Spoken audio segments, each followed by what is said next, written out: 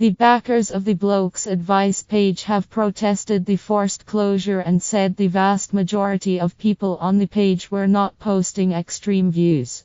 But the founder of a domestic violence support group has told News.com, "Oh, if those behind Blokes Advice can see what's wrong with the page, they are clearly part of the problem." Despite being given the axe, a replacement members-only Facebook page, set up in its place, has already picked up followers. The original page was set up in Queensland in May and at one time boasted more than members. Posts shared on the site included details of gang rape, advice on how to force a woman into having anal sex, and invitations to bombard women with porn. Late last month on the page, a man claiming to be accused Tinder date killer Gable Toasty dished out dating advice. Initially, the social media giant only deleted the most controversial posts, but in the last week the entire page has disappeared.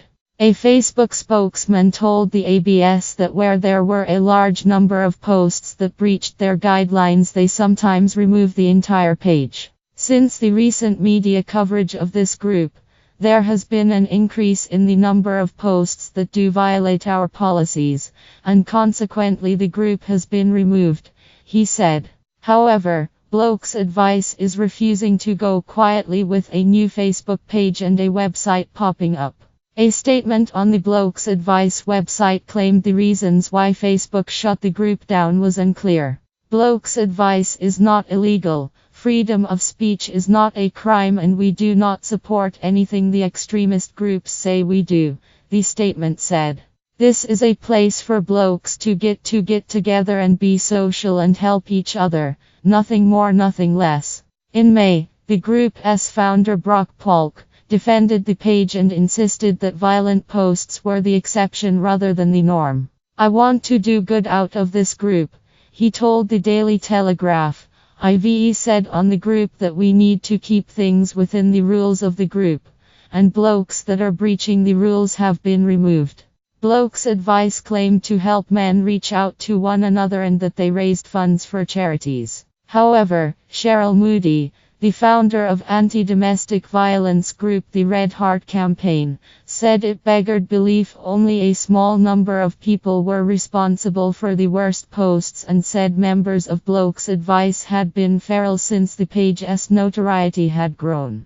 News.com has seen a number of sexist and degrading remarks posted to the Red Heart Facebook page from men directly referencing Blokes Advice. One man said those posting on the Red Heart page, a space for domestic violence survivors to share their stories, was a group full of nothing but whingying *********.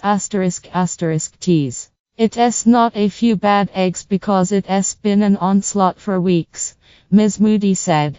They didn't ask the men who posted these vile posts if they needed help, and they certainly didn't report to police the men who posted photos of women and their phone numbers and asked other men to target them with sexual explicit images. "We wouldn't allow this to happen in the street or the pub, and it's this kind of disrespect that leads to violence against women," she said. "We have 41 women dead this year due to domestic violence, so if they can see what's wrong with it, they are clearly part of the problem." Ms. Moody said she would be asking Facebook to remove the Blokes Advice pages that have since sprung up. However, the page's founders have appealed to former members to help fund a new website and mobile app.